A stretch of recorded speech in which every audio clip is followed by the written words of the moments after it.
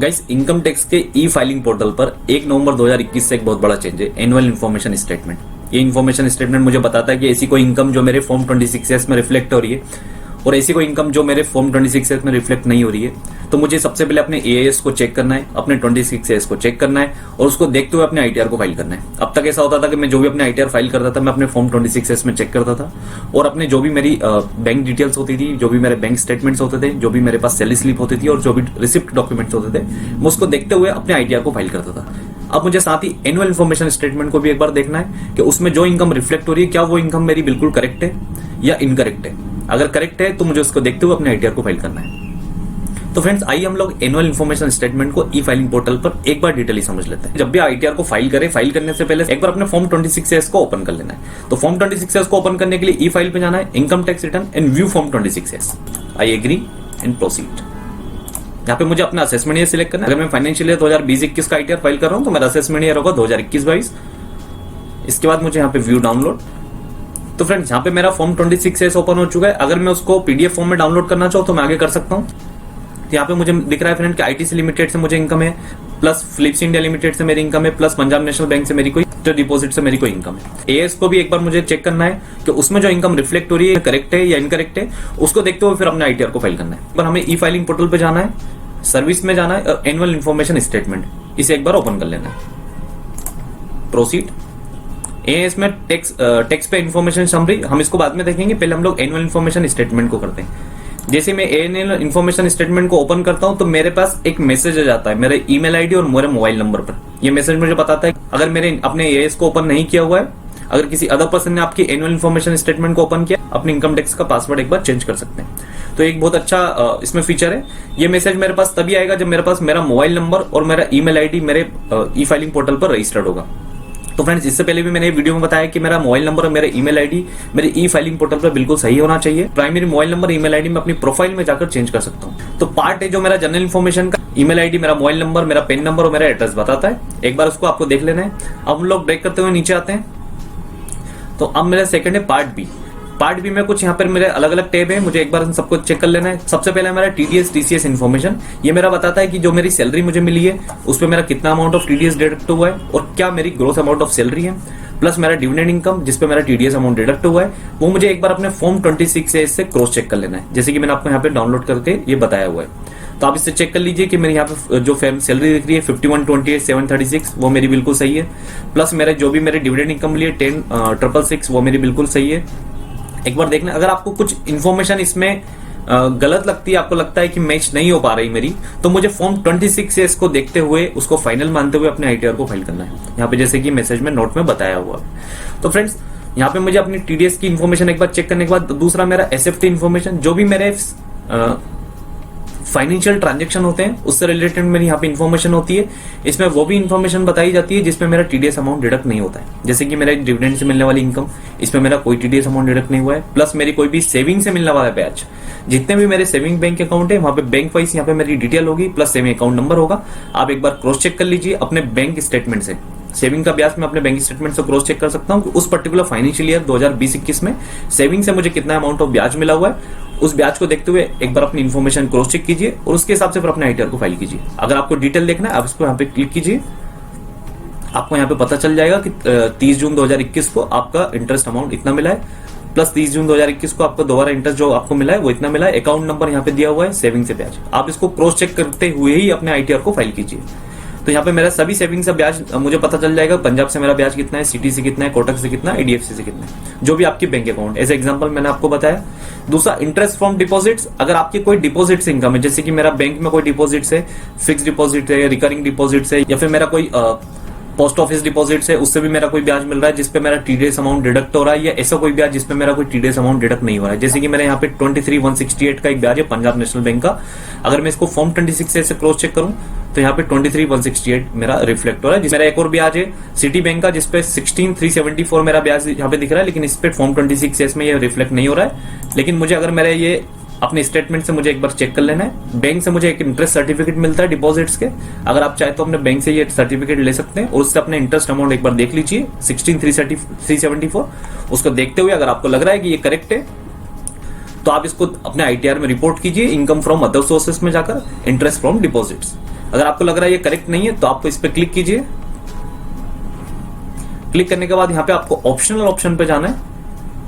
Option के जाने के बाद आपको यहाँ पे अपना फीडबैक डाल देना है कि इन्फॉर्मेशन करेक्ट है या इनकम नॉट टैक्सेबल है। आप यहाँ पे सारे ऑप्शन देख लीजिए। अगर मैं लगता हूँ इन्फॉर्मेशन इज करेक्ट एंड यहाँ पे जाके मुझे इसे सबमिट कर देना है।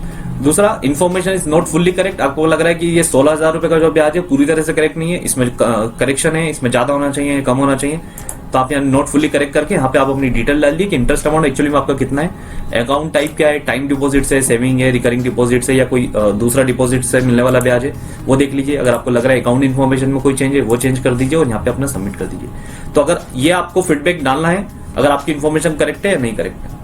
तो फ्रेंड्स, हमने फीडबैक को भी यहाँ पे ऑप्शन समझ लिया। फ्रेंड्स, यहाँ पे एसएफटी में हमें देखना है कि क्या मेरा एसएफटी ट्रांजेक्शन क्या है। जनरली जो भी मैं म्यूचुअल फंड्स खरीदता हूँ, जो भी मैं म्यूचुअल फंड्स बेचता हूँ, उसकी इन्फॉर्मेशन भी यहाँ पे होती है। तो एसएफटी में ऐसा नहीं है कि फ्रेंड्स जितनी भी मेरी इनकम यहाँ पे दिख रही है वो सभी इनकम मेरी टैक्सेबल होगी। आपको देखते हुए चलना है। अगर मैंने कोई म्यूचुअल फंड खरीदा है या कोई भी शेयर्स मैंने खरीदे हुए तो उसको खरीदने पे यहाँ पे रिफ्लेक्ट होता है, लेकिन मेरे इनकम टैक्स में इसको मुझे कहीं भी रिपोर्ट नहीं करना है। अगर मैं उसको बेचता हूं तो बेचने पे जो भी मेरा कैपिटल गेन निकल कर आता है शॉर्ट टर्म या लॉन्ग टर्म, उसको देखते हुए फिर अपनी इनकम टैक्स में फाइल करना है। थर्ड मेरा ऑप्शन आता है पेमेंट ऑफ टैक्सेस। जो भी मैंने टैक्स का पेमेंट किया हुआ है वो मेरे यहाँ पे दिखेगा, ये कितना अमाउंट ऑफ मैंने पेमेंट किया हुआ है, किस हेड में जाके मैंने पेमेंट किया हुआ है, क्या मेरा असेसमेंट ईयर था, डेट ऑफ डिपॉजिट्स, किस डेट पे मैंने डिपॉजिट किया है, मेरा अगर कोई चालान नंबर मैंने जो भी मैंने चालान नंबर बनाया था उसका चालान आइडेंटिफिकेशन नंबर क्या है वो मुझे पता चल जाएगा।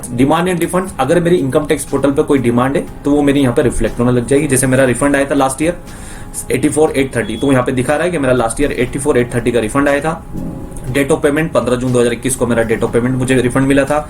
अगर मेरी कोई डिमांड है तो आप यहाँ पे क्लिक कीजिए तो यहाँ पे आपको डिमांड भी पता चल जाएगी। जनरली मेरा डिमांड से मेरा रिफंड एडजस्ट हो जाता है तो मुझे पता चल जाता है कि कितना अमाउंट एडजस्ट हुआ है। प्लस मैं यहाँ पे डिमांड भी अपनी जाके देख सकता हूँ और पता कर सकता हूँ कि किस वजह से मेरी डिमांड आ रही है। उसके अगेंस्ट में अगर मुझे कोई रिस्पॉन्स सबमिट करना हुआ तो उसको सबमिट कर सकता हूँ। कैसे हम लोग डिमांड का रिस्पॉन्स सबमिट करेंगे उसको लगे फ्रेंड्स मैंने पिछले वीडियो बनाया हुआ है, एक बार आप उस वीडियो को देखिए।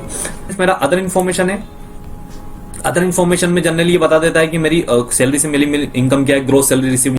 प्लस फ्रेंड, अगर मेरा कोई ब्याज आ रहा था, सपोज मेरा कि लास्ट ईयर मेरा जो रिफंड मिलना था उसमें मुझे कोई इंटरेस्ट मिल रहा है तो वो interest generally income from other sources में जाके मेरा टैक्सेबल होता है, तो वो भी मेरी एक इनकम का पार्ट होता है। तो मुझे यहाँ पे दिख जाएगा कि interest for income tax refund. जैसे मैं यहाँ पे मेरा कोई इंटरेस्ट मुझे नहीं मिला है, अगर कोई इंटरेस्ट अमाउंट आपका होता है तो यहाँ पे आपको जीरो की जगह यहाँ पे रिफ्लेक्ट होने लग जाएगा कितना अमाउंट ऑफ इंटरेस्ट है। वो जब भी आप अपना आईटीआर फाइल करें फाइनेंशियल 2020-21 का, इनकम फ्रॉम अदर सोर्सेज में जाइए। इनकम फ्रॉम अदर सोर्सेज में जाके वहां पे एक ऑप्शन होगा interest for income tax refund, वो अमाउंट रिफंड आपने यहाँ पे डाल दीजिए, वो इंटरेस्ट टैक्सेबल हो जाएगा। फ्रेंड्स, अगर हम एसएफटी ट्रांजेक्शन को देखें तो एसएफटी ट्रांजेक्शन में मुझे ये भी पता चल जाता है कि कितने अमाउंट ऑफ मैंने म्यूचुअल फंड या कोई सिक्योरिटी को सेल किया हुआ है, कितने अमाउंट ऑफ मैंने बाय किया हुआ है, कितनी यूनिट किया है। जैसे यहाँ पे मुझे दिख रहा है sale of security and unit of mutual funds.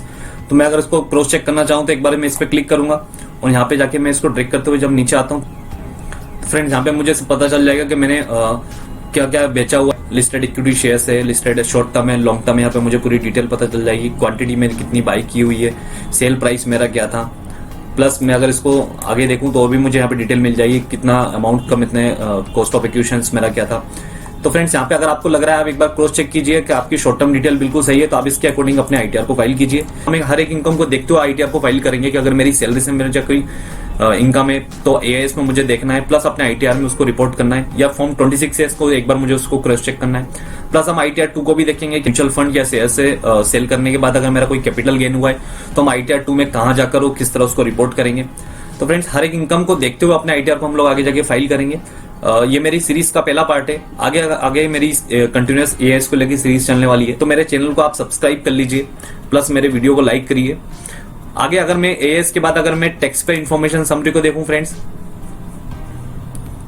तो यहाँ पे मुझे एक शॉर्ट समरी पता चल जाएगी कि मेरा सैलरी से, यहाँ पे मेरे एक सिंगल व्यू में मुझे कंप्लीट पता चल जाएगा कि मेरी सैलरी से मेरी क्या इनकम है, जो भी मेरी इनकम डिराइव हुई है, प्लस डिविडेंड से मेरी इनकम, प्लस सेविंग से मिलने वाला ब्याज, प्लस इंटरेस्ट फ्रॉम डिपॉजिट्स, या जो भी सिक्योरिटी म्यूचुअल फंड मैंने कितने बेचे हुए हैं, क्या कितने अमाउंट ऑफ सिक्योरिटी या म्यूचुअल फंड्स मैंने खरीदे हुए हैं। तो फ्रेंड्स, ये सब आपकी डिटेल्स यहाँ पे पता चल जाएगी। हमें जनरली अगर मुझे लग रहा है कि दोनों में कोई डिफरेंस है, प्लस मेरे फॉर्म 26S एंड एआईएस में, तो मुझे 26S को फाइनल मानते हुए अपने आईटीआर को फाइल करना है। अगर मेरी कोई ऐसी इनकम है जो कि एआईएस में रिफ्लेक्ट हो रही है और मैंने अपने आईटीआर में उसको दिखाया नहीं और अपने आईटीआर को फाइल कर दिया, तो अपने आईटीआर को आप रिवाइज कर सकते हैं। तो फ्रेंड्स, हमने एएस का आज सीरीज का फर्स्ट पार्ट समझा है। आगे हम उसको और डिटेली समझेंगे, सैलरी के सेक्शन को देखेंगे, डिविडेंड्स को देखेंगे, सेविंग से मिलने वाला ब्याज, डिपॉजिट से मिलने वाला ब्याज और any other interest income, dividend income, sale of security, purchase of securities या interest from income tax refund, वो सब कुछ देखने वाले हैं। तो सबसे पहले मेरे वीडियो को लाइक कीजिए और मेरे चैनल को सब्सक्राइब कीजिए आने वाली सीरीज के लिए।